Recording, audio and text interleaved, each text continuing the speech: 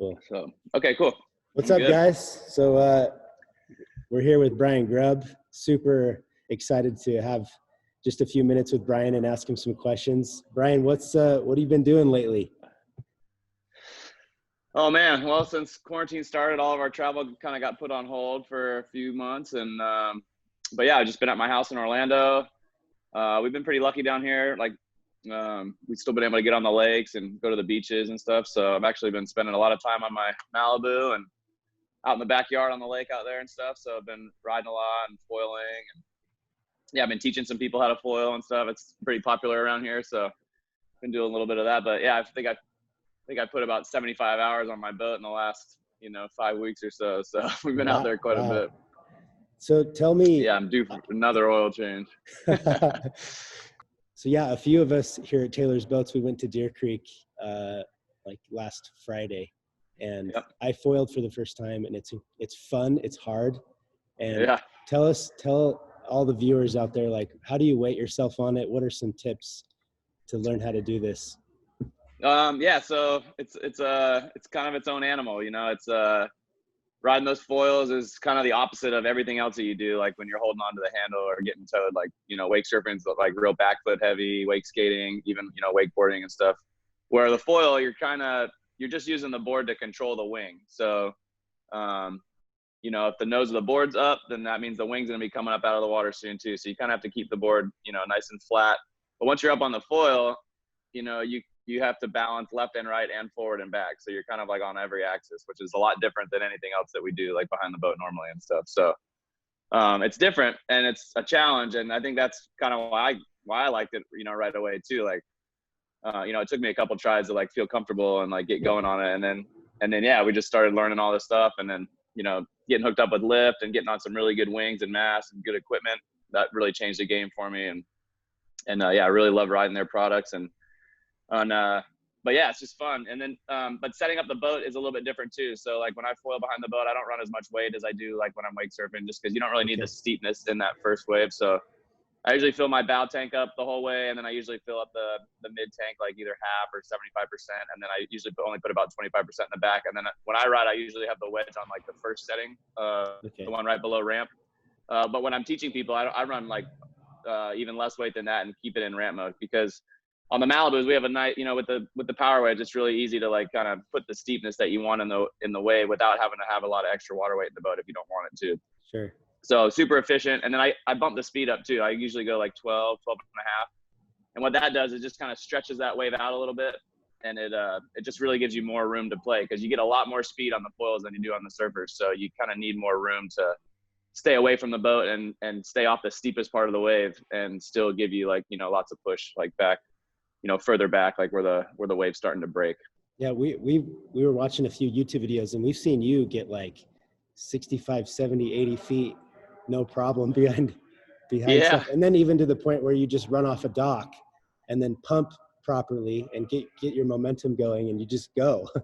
Yeah, I mean, that's what kind of like really starts connecting everything is when you start to learn how to pump the flat water. So then you can like do the transfers, and you can go from the first roller to the second roller, or you can pump across the lake as the boat's turning and catch back up to the boat as it's coming around the corner and stuff like that. So if you ride the bigger wings, like behind the boat, I like the lift 200 wing with like the 40 stabilizer. That's like kind of my go-to. And then, even during quarantine, I'd start riding the bigger wing, like the 250 with the smaller, like 34 stabilizer. So that's like, that wing has tons of lift. I could pump that wing, for a really long time. So I can like get way back on the rollers. I can ride the smaller rollers, 8, 9 rollers back on the boat and stuff.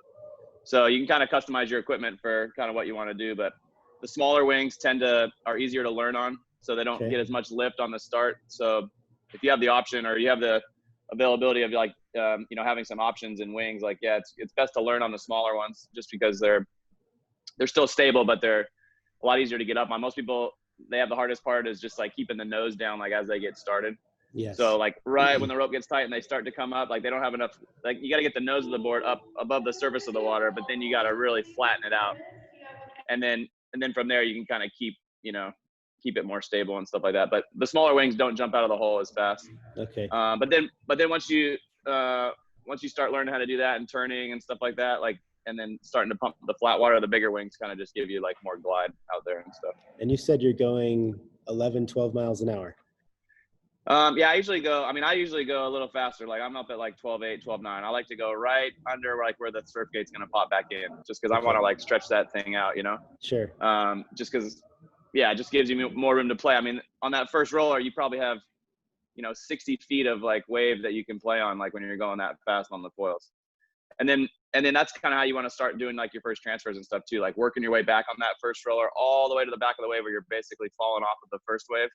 And then you can kind of just make a little turn to the inside and you can drop right into the second roller. And then from there, then it's like totally different ride back there. Like you can get there on a longer rope to start, but yeah, it's really smooth and you get tons of push back there.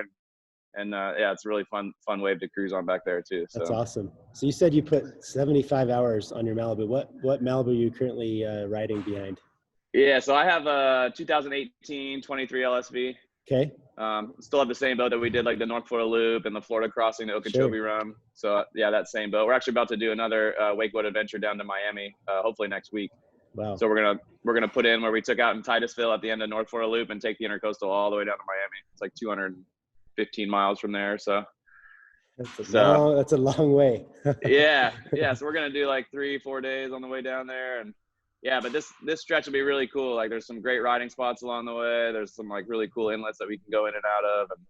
And yeah, that's always just a fun adventure. I mean, you just get a little crew together and pick a route and then, just kind of wing it from there, That's cool. Just bring a bunch of supplies and, this one will be easy too. Like there's a lot of marinas on the way on this one, so we won't have to bring like extra fuel or anything. But, the other ones we did one day, like 90 miles in one day and, had to bring extra fuel and stuff like that because up on the St. Johns River and some of those spots, just less marinas and stuff like that. So you've got just all your camping gear, fuel, just everything. Yep. Yeah. And then, yeah, we just, you wake up early and yeah, you try to get some good riding in when the conditions are good. I mean, most of that stuff, if you get an east or west wind on the Intercoastal, you're going to get good water just because it's narrow and pretty blocked through there and stuff too. So, but yeah, those trips are super fun. You just never know what you're going to run into and you meet a lot of cool people on the way and see a lot of cool wildlife and yeah, you just don't know what's around the next corner. So they're really fun trips, trips to do. We were supposed to do it back in March. We probably could have snuck it in, but that's when everything was kind of closing down and we just decided to put it on hold for a little bit. So, sure. So yeah, we got some good weather looking like next week and yeah, I think we're going to make the run next week. So yeah, pretty excited to That's fun. Get back and live off the boat for a few days. And yeah, I really look forward to doing these trips with the boys and they're really fun. So right now, will you still throw on a wakeboard every now and then, or is that like a pretty rare occurrence? Yeah, no, I haven't strapped into. I think the last time I strapped into a wakeboard was 2009 over at CWC over at the cable park over there. I was over there for a couple of weeks and got bored and was like, oh, I'll try wakeboarding again. And I don't know. I tried to do both for a while, even like when I first started wake skating. Like back in the Pointless days and stuff, I was kind of doing both and going back and forth. And then once I started wake skating more and just standing all the way on the tail of the board, when I'd get back on a wakeboard and kind of be in the middle and I'd have that, that tail behind me, it just felt weird. Ollie, and it just, I don't know, the more I wake skated, the more wakeboarding felt weird to me and stuff. So that's when I really decided to just stop wakeboarding and focus on my time on wake skating, which obviously I'm glad I did. Yeah. So, but yeah, I know the risks of wakeboarding and I would, I do think about, going back out there and seeing what I can remember to do because it's been so long since I really I don't even remember the last time I rode by the boat. I just remember that last time on the cable, but yeah, I would hate to get hurt doing that and then, mess up all my wake skating and foiling and stuff like that. So I think I'm just going to leave that to the boys. And we're not as young as we used to be. Watch them. Yeah. Right. The wakes are way bigger. Yeah. My knees aren't any younger and stuff. So I'm just going to stick to what I've been doing and keep wake skating a lot. And then, just been having a lot of fun with the foil stuff. And so I'm really, really glad I've been able to, kind of push that in on the wake side of things. I mean, it's a growing sport everywhere in the ocean, towing in, paddling in, like there's just so many places you can ride these things and in less than desirable conditions. And then behind the boat, it's the best place to learn. And then, you can just do so much like pumping around the flat water and, all that stuff you can learn on the boat. You can take it directly to the ocean and feel like really comfortable. It's cool. So yeah, especially down here in Florida, like, I've been teaching a lot of people or some people on my lake and stuff. And I always tell them like, let's learn everything on the boat. And then kind of graduation is going to be, we'll go to the beach and we'll tow into some waves over there in the ocean. Cause that's like really the ultimate, like just big long lines and yeah, just towing in with an e-foil or with a ski. It's just like super easy and yeah, really, really fun. So those are like pretty special. You know, we get good clean waves down here. Like, yeah, we got a little crew that we just go out and go offshore. We got a couple spots that we go to, and yeah, it's just really fun. 2-minute waves and yeah, long lines, and yeah, just going super fast and really, really Cool. fun. Yeah, it's super trippy to see someone pump out into the ocean, grab a wave, Yeah. and then foil back in, and then go Yeah. back out. It's like that's next level stuff. But yeah, so it's cool, and you can do a lot of that stuff on the boat too. I mean, I really think it's the best place to learn, and especially behind the Malibus, our waves are just set up, I think, perfectly for foiling. I've foiled up on some of the competitor stuff, and their waves are just like taller and narrower, and like you just don't have them like the way that the Malibu is just set up. They're kind of like swing a little wider, so like when the rollers start to stack up, they're kind of like more perpendicular to the back of the boat, so easier to transfer. Really long line on the back rollers, and then that first wave is just like you can customize it so easy, you know, with the wedge or how much weight you have in there, that you can, you know, put a little steepness into it or take some out, you know, just with a wedge adjustment and sure. not having to change a whole lot around. So, and you can run the boats, you know, a little lighter than you do like when you're surfing. So great for fuel economy, and yeah, you get tons of long rides out there. And if you get a couple people that know what they're doing, you know, you can get 2 or 3 people going on one wave and you just kind of keep the boat going, you know? So we've been doing a lot of that too. Like we'll get couple ropes out there, get everyone up, and everyone can kind of pump around, pick a roller, and then everyone can just cruise for a while. That's too. fun. So, yeah, so that's like super fun to do too. I got a question. When you guys wake surf on like your 23 LSV, what speed are you guys typically going at on a 23 or maybe even a 25 LSV? Yeah, I usually run around 11. So okay. 11, 2, somewhere in there. I kind of same with that. Like if I'm riding a skimboard with no fins, like I don't want it super steep, so I'm still riding like on like the first setting on the wedge, or maybe the second, depending. But yeah, usually 11, 2. Okay. If I'm riding a surfboard, like I ride the Hyperlight Automatic a lot. It's like a really fun like surf shape that we have with Hyperlight, and super fast board, so you can drop way back on the wave and like build speed really quick. So I usually speed the boat up to like 11.4, 11.5 there, just to like stretch the wave out a little bit, make it a little bit longer, give me more room to drop back and build speed. And then I'll usually add a little more wedge, like second or third setting there, just to make it nice and steep, because I got the fins of the board holding me in the line. Sure. So yeah, you can ride a little bit steeper wave, and it's better for airs and stuff like that. So it just kind of depends on the equipment I'm riding. And but yeah, it's super easy to adjust it, you know, either with the surf band or just, you know, hollering at the driver. And yeah, you can really customize the wake and the wave, like super easy on the Malibu. So that's awesome. That's what I love, the versatility, whether it's like, hey, we've got a new beginner who wants just a smooth, easy transition, or somebody that's like, I want to do some ocean style shredding, or, you know. Yeah, so it's totally kind of fun. Well, yeah, I've been teaching my girlfriend how to surf like during quarantine, and she tried it a couple times last year, but never really like caught on, but she really like got into it now.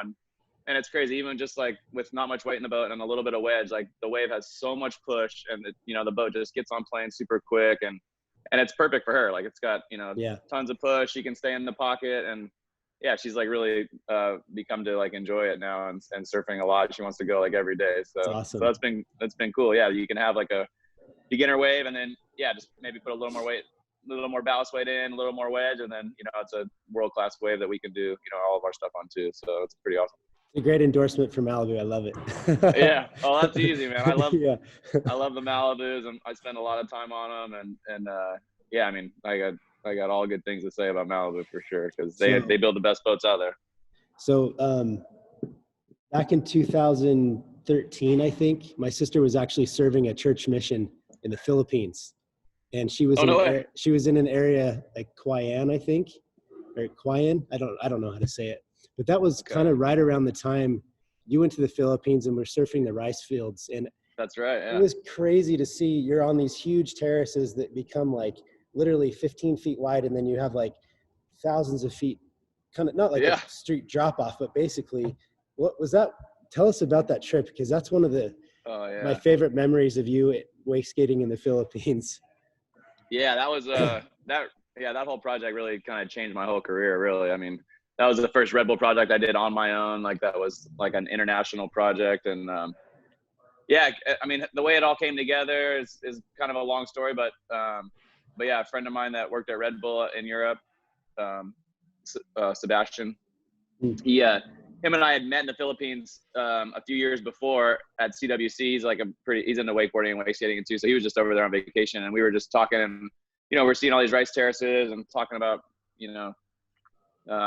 trying to shoot a video or trying to ride in them. Even at that point, like no one had even tried to like really ride in them. But fast forward a couple years later, he had pitched some stuff to Red Bull in Europe, and they really liked the rice terrace idea. So they, and it originally got pitched, I think, as a wakeboard project, but then Seb was like, hey, we should do this with Grubb and do it as a wake skate project. So he called me and he's like, hey, you want to do this? I'm like, heck yeah. So they looked at a location.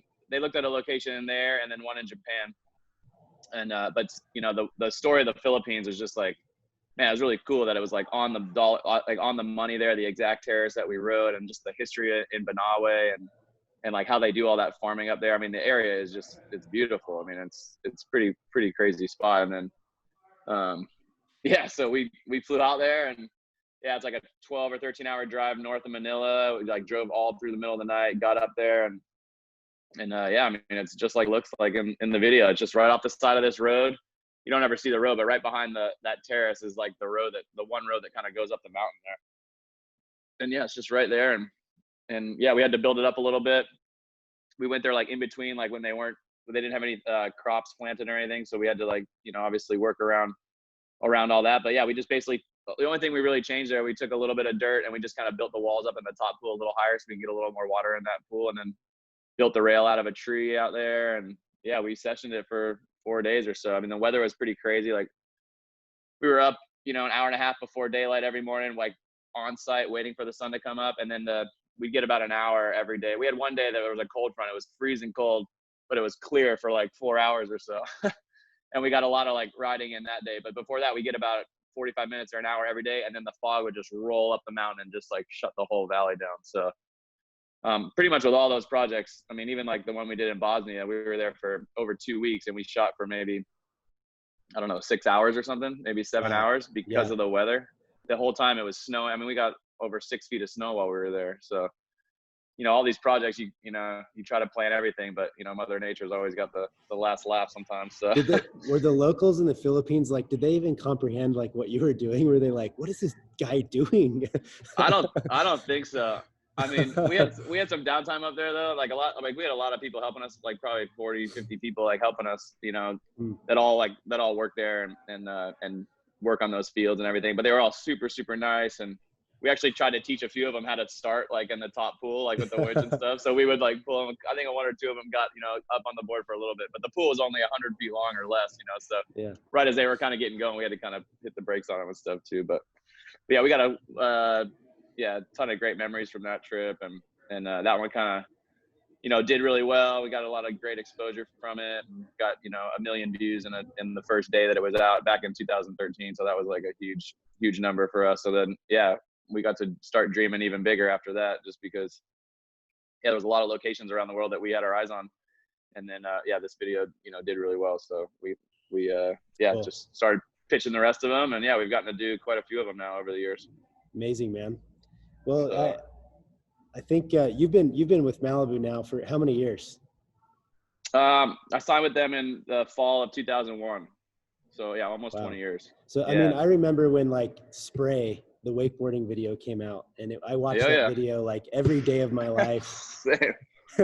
Thought it was the most amazing thing at the time. And what has it been like working for Malibu since the early days of wakeboarding all the way until now, with all the innovation and progression? Like what's that been like?